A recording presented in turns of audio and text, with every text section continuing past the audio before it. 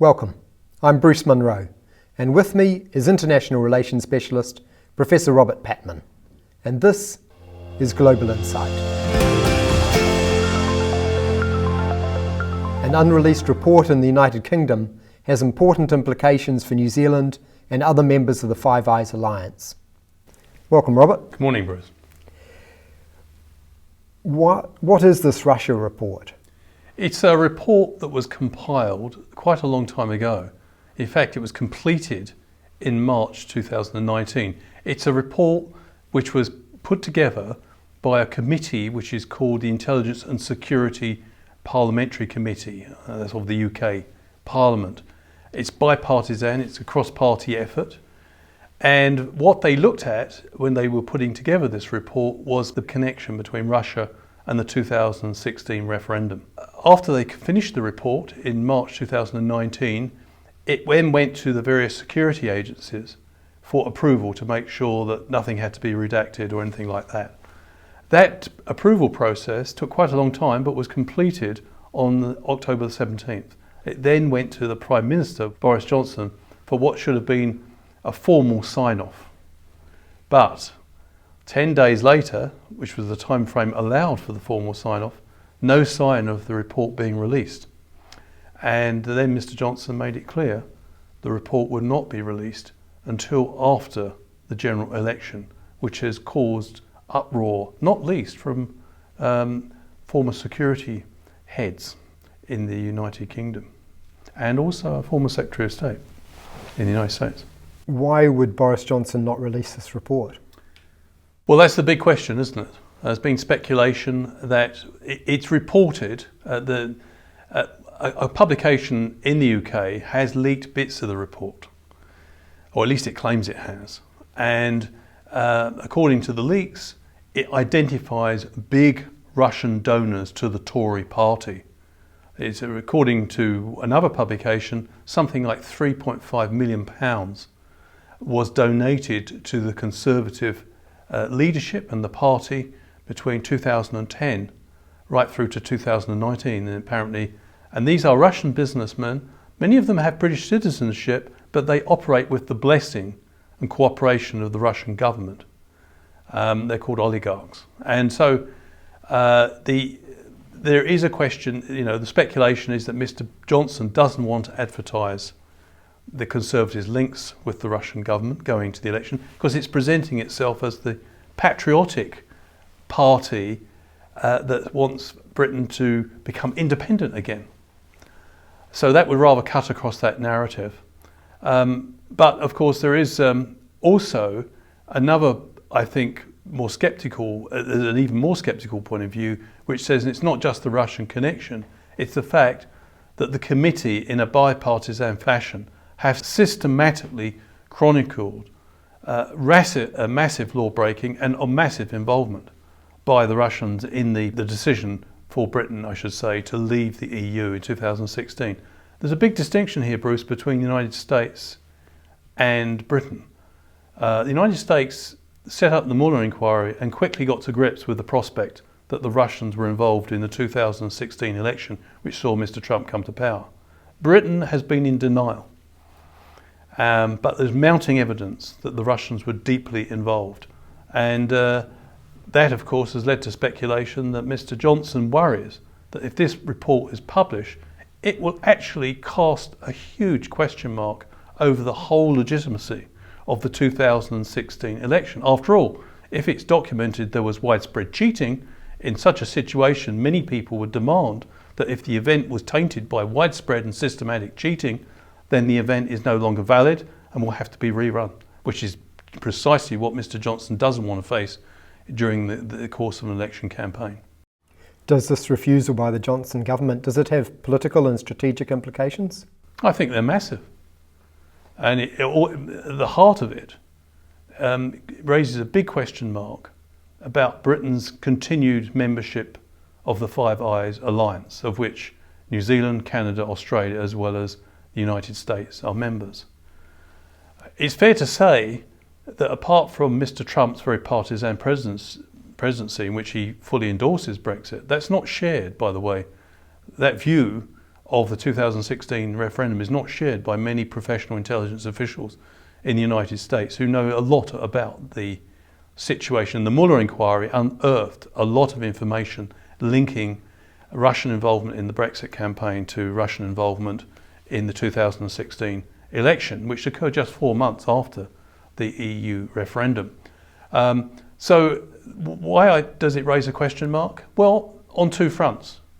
The Five Eyes Alliance was established in the 40s and the 50s by the 5 English-speaking countries to uphold the international rules-based order. And at the heart of that commitment is an absolute commitment to uphold the rule of law, and also to protect that rule of law against authoritarian forces which may be trying to subvert it. On both counts, the Johnson government is now looking very vulnerable. Countries like Canada, New Zealand and Australia haven't spoken out about it publicly, but I think there's a fair amount of concern about the direction of Britain is now going, and certainly Britain's strategic credibility within the Five Eyes, the fact that it can't come to terms with law breaking that's gone on. I mean, so far we've been focusing on the Russian angle, but it should be stressed that the Independent Electoral Commission in the UK found Vote Leave, which was headed by Boris Johnson and Michael Gove, as well as Mr Johnson's, it was masterminded by Mr Johnson's senior advisor now in Downing Street, Mr Dominic Cummings. It found it guilty of massive electoral irregularities. They were fined in excess of 100,000 New Zealand dollars. When they challenged the Electoral Commission's findings, they did not succeed in their appeal, and they then had to pay an additional 330,000 New Zealand dollars in costs because of the abortive nature of their appeal. So this didn't go down well. I don't think in a liberal democracy you don't expect everything to work perfectly, but what you do expect is that when governments and elected officials are confronted with clear evidence of wrongdoing, they act on it. What we're seeing in Britain, unfortunately, under the Johnson government, has been a clear cover-up. If in the context of Five Eyes we should be concerned about what's happening in the UK, then what about the United States and what's going on there? Yes, and there's been dramatic developments, Bruce, in the last 24 hours. Up till now, up until the evidence given by the American ambassador to the EU, Gordon Sondland, the assumption was that Mr Trump and his personal lawyer, Mr Rudy Giuliani, had been twisting the arm of the Ukrainian government without the knowledge of many people in the government. But in a sense, Sondland's testimony in the last 24 hours has been sensational, because he's implicated the Secretary of State, Mark Pompeo, and a whole series of other cabinet players, and saying it was no secret. And he said yes, he said up front, yes, there was a quid pro quo. That is to say, yes, Mr Trump was saying he would only release military aid to Ukraine if they agreed to conduct an investigation into a company in which Joe Biden's son, Hunter Biden, was a director. In other words, Mr Trump was setting up the offer of military aid providing Ukraine agreed to cooperate into a political investigation of one of Mr Trump's likely opponents in the 2020 election. And that is an impeachable offence under the US Constitution, involving a foreign agent in the domestic politics of the United States. And the situation is looking increasingly difficult for Mr Trump now. And one of the interesting things, in the last few hours, we're beginning to see Republicans previously loyal to Mr Trump begin to hesitate. In both countries, the UK and the United States, what do you think should happen, and what in reality is likely to happen? Very difficult to predict. I think all of us have been surprised by the turn of events, both in the United States and the UK. I think what should happen is the rule of law should apply to everyone, not just to the weak members of society, but no one should be above the law, whether they be presidents or prime ministers. If they've broken the law, they should be held fully accountable. And quite frankly, the credibility of democracy, both in the United Kingdom and the United States, is at stake. And many Americans and many British observers fully acknowledge that. So I do think, in a sense, the process of law must be followed in the United States for the impeachment proceedings. And I think, in the case of Britain, the opposition leaders, where have they been? You would have thought they would have been over the Russia report like a rash, but they seem to be strangely distracted. One of the reasons this is quite baffling is that we should remember in March 2018, a British citizen, Ms. Dawn Sturgis, died as a result of an attack carried out by two GRU agents, military intelligence in Russia, in Salisbury. They tried to kill two members of the Skripal family. Mr. Skripal was a former member of the FSB in Russia, and a British citizen died as a result of the attack.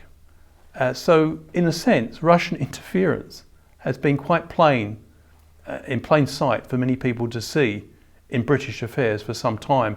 So I think, it's up to the opposition leaders to put the pressure on. Thank you, Robert. Thank you. And thank you for watching. Catch us next time on Global Insight. Ka kite anō.